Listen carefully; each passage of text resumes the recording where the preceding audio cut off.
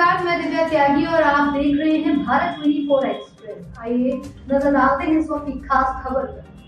ताज नगरी आगरा को शिव की नगरी भी कहा जाता है, क्योंकि आगरा के चारों कोनों पर 4 महादेव, बल्केश्वर महादेव, कैलाश महादेव, पृथ्वीनाथ महादेव, राजेश्वर महादेव विराजमान है। आगरा के मध्य में मनकामनेश्वर महादेव गर्भगृह में विराजमान है। शिवरात्रि आगरा में बड़े ही भव्य और भक्तिपूर्ण तरीके से मनाई जाती है। 4 पहर में अलग अलग 4 पूजा अर्चना और श्रृंगार भोलेनाथ के लिए किए जाते हैं। भक्त अपनी मनोकामना लेकर भोलेनाथ की पूजा अर्चना करते हैं। श्रृंगार के बाद भोलेनाथ की अलौकिक छवि दिखाई देती है।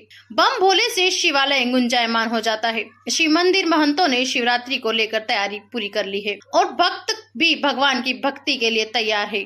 शिवरात्रि भगवान शंकर का वह स्वरूप है जिस पर फाल्गुन कृष्ण पक्ष चतुर्दशी पर भगवान शिव का प्राकट्य हुआ था। जब ब्रह्मा और विष्णु जी का आपस में इस बात पर निर्णय पर कि भाई कौन बड़ा है युद्ध हुआ, तो उस परस्पर युद्ध में स्थिति आ गई कि ब्रह्मा जी महाराज ने ब्रह्मास्त्र और नारायण ने जो है नारायण अस्त्र का प्रयोग करने के लिए तैयार हो गए, तत्पर हो गए, उद्यत हो गए। तो उस समय पर उनके बीच में एक शिवलिंग की उत्पत्ति हो गई और उस शिवलिंग की उत्पत्ति जब हुई तो वो इतना विशाल था कि उसका और छोर का पता नहीं था, ना आदि का पता था, ना जो है अंत का पता था। तो उस समय पर दोनों में निर्णय ये हुआ भगवान ब्रह्मा जी महाराज और नारायण में कि जो कोई भी इसका आदि या अंत का प्राप्ति कर लेगा तो वही बड़ा माना जाएगा। तो ब्रह्मा जी महाराज हंसावतार लेकर के और भगवान नारायण जो है वारा अवतार लेकर के आकाश और पाताल की ओर चले।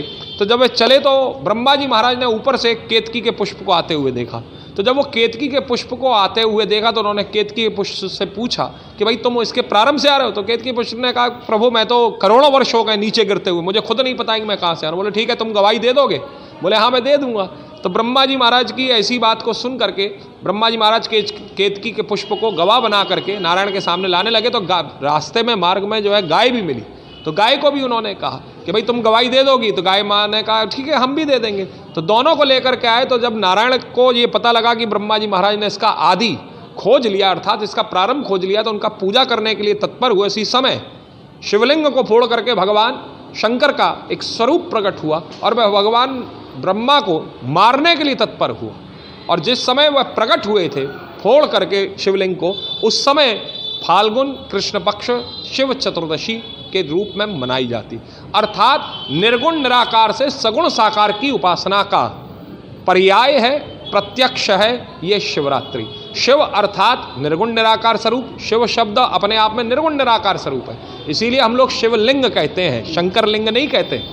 शिवलिंग अर्थात जिसका कोई आकार नहीं है, जिसका कोई भाव नहीं है, जिसकी कोई आकृति नहीं है, जिसकी कोई मूर्ति नहीं है, लेकिन वह निर्गुण निराकार स्वरूप से सगुण साकार स्वरूप की प्राप्ति का ही नाम शिवरात्रि है। आगरा में बड़ा महत्व है, कहीं ना कहीं चारों कोनों पर 4 महादेव विराजमान है, बीच में हमारे मनकामेश्वर महाराज। तो क्या है इसका महत्व? देखिए आगरा भगवान शंकर की वस्तुतः एक शिव नगरी है और इस बात का पता हम केवल इस बात से नहीं लगा सकते कि 4 दिशाओं में 4 महादेव है।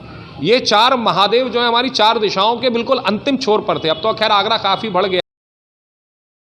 तो ये थी कुछ खास खबरें और इसी तरह की कुछ खास और चुनिंदा खबरों से जुड़े रहने के लिए देखते रहिए भारत 24 एक्सप्रेस।